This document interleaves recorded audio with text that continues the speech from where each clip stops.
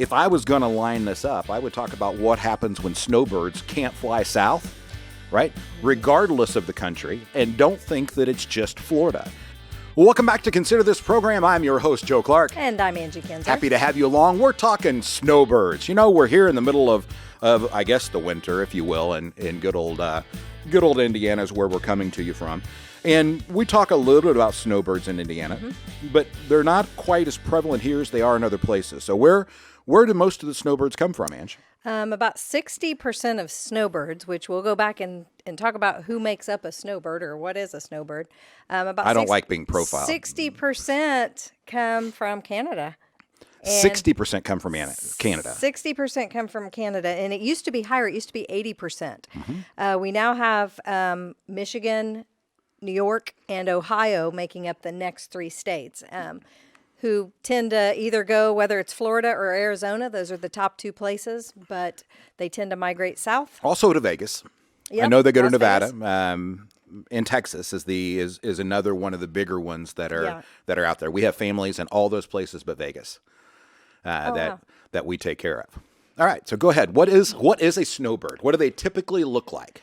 Well, I would say they're a baby boomer about now, because it says they're usually between the ages of 55 and 75, well-educated, financially secure, they're active, and they have a solid foundation for the snowbird lifestyle. Yeah, we've talked about this. There are people practicing snowbirding now because they're allowed to work from home.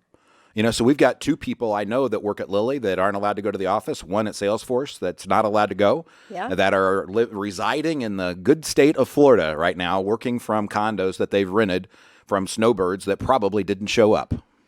Yeah, I mean, the thing with Canada, they had two things working against them. One, the borders were closed. Because of the virus, they were scared to death to get anyone into the United States. So they closed the borders. Those who carry the big campers down south and drive could not leave.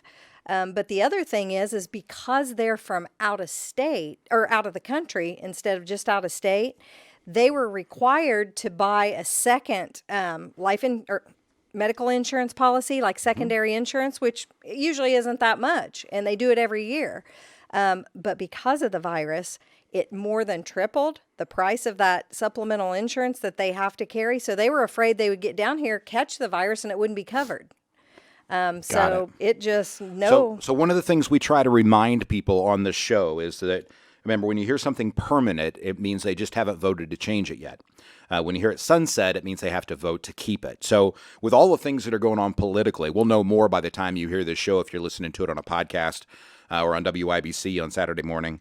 We'll know more. But for right now, the one thing I need you to always keep in mind is tax policy is social policy. So when we go back and we think about what we learned in the last segment, where it's 2.5 times your payroll unless you happen to be in food and beverage, and then it's 3.5 times is the deal in the new PPP2 loan.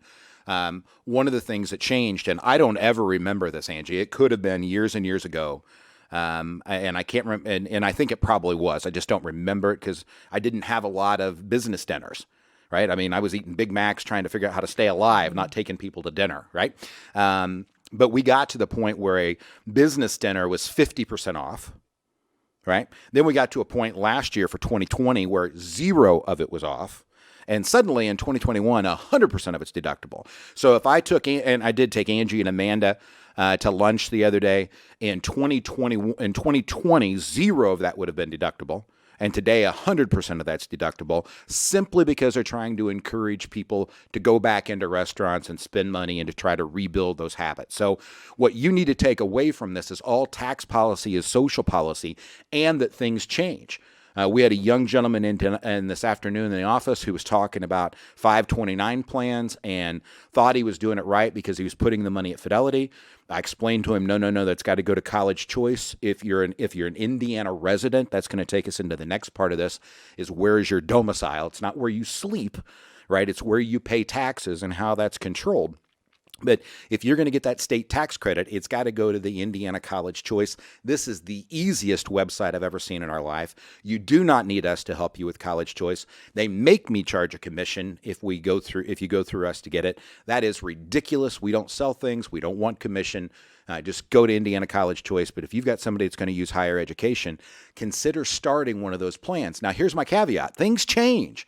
All tax policy is social policy, and I truly believe there are probably fewer industries that are going to be more disintermediated or changed long-term than higher education. End of rant. We can go back to Snowbirds. Well, I mean, just to give you an idea, Arizona is reporting that normally they have $1.9 billion spent during those winter months. And as of right now, they're predicting $752 million. So it's down about 60%, which is awful on their economy. That is a bundle. Yeah, it is. So I know that there are some expenses that stay. You know, you have your maintenance on your home and things like that down in. Well, so that really depends if you own a secondary home, or you right? buy. Yeah. Or whether you're doing the rent thing. And this is where it gets into those bad habits that, you know, I've said this before about my church, right? When the churches were closed, right? I think there are a lot of people who are finding new things to do on Sunday mornings, right? There are a couple times I golfed. I mean, I could watch it online at a later time. Why not go out with my friends and golf? And you begin to build those habits, you know, that are hard to break when you finally do get back to being able to be around people. So bad diets. I mean, we've already talked about, and as sad as it is, the number of suicides, alcoholism, you know, some of the things that are taking place.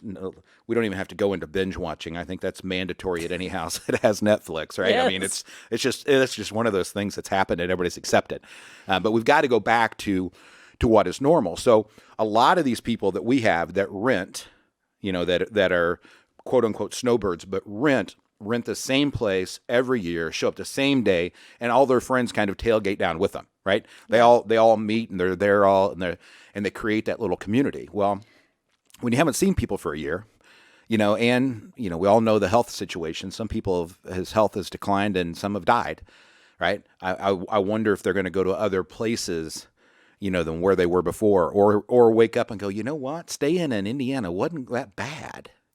Well, right? yeah. And then the thing, too, is that I found in Kiplinger's, a publication that kind of gave a ballpark idea, and it was actually how to be a snowbird economically, like how to do it on a small budget. And so it said that just as a ballpark figure, if you took that average rent, you know, your food, utilities, and some golf or fuel while you're down there, it's very easy to spend $5,000 a month with everything Very combined. easy. So as an average, people stay 4 months. Some stay 6, and we'll talk about domicile and residence and how long they're allowed to stay. But that'd be $20,000 if you stayed home and were not a snowbird this year. So yeah, but here's that's where you get into bad math, because just because I'm not spending the money in Florida doesn't mean I'm not eating in Canada or not eating in Indianapolis or not eating in Anderson, right? So there's some things you do plus the things that you pick up there on top of that. You can definitely make that argument that the communities in snowbird states have been more impacted than some people. You know, we have not quit eating groceries, and that's evident by people's waistline when you see them. You know, you shut down the gyms, you open up the grocery stores, and online delivery for food, bad things can happen. Well, you know, that I was just talking about if you did have some additional money, and I had a question come in, and I thought, oh, this will tie into this. And Richard wrote in and said, I have an IRA. I'd like to open a Roth IRA. Should I use Good the answer. cash? Should I use the cash that I have, or should I start converting from my IRA? Well, okay, so there's an order of things that you do, Richard. So when you do a conversion, unless you're over 59 and a half, when you do a conversion, you're taking money out of an existing IRA, you're rolling it into a Roth IRA, and you have to wait 5 years to be able to have access to any of that money, right? So when you're saying, I have the choice over which money to use, liquidity, the ability to get it, is an option. If you have earned income and your AGI is not too high, MAGI, modified adjustment gross income, is not too high, and you can contribute, if you're over 50, $7,000 to a Roth IRA, and it's money you've already paid taxes on. It's money that's already in an account. Whereas if you took it out of an IRA, you've got to pay the taxes to convert. Ideally, my friend, you do both, but you do the contribution almost always before you do the conversion. I would be hard pressed to find a reason to tell somebody to convert if they had the ability to contribute, why they wouldn't just start there. We had one other question that came in just talking about having a little bit of extra cash flow right now. if you could pay off student loans right away, should you? Or should you pay them off slowly and allow your credit to build? So this is an odd question for me, and I've got to answer it as a fiduciary. I wouldn't tell you not to pay the student debt off to build a credit report. If you've already got $40,000 of student debt, you've already started to build that credit, and you've already made some payments on it, I would hope. If you haven't, make a few payments before you do anything. What I will tell you to do is all tax policy is social policy, and I think there's going to be an awful lot of things that come out to help alleviate student debt. That doesn't mean that I agree with this. I'm just telling you as a fiduciary, thinking about you, if you burn that $40,000 to pay down the debt, and you may feel very, very responsible for doing that, and you may do it anyhow.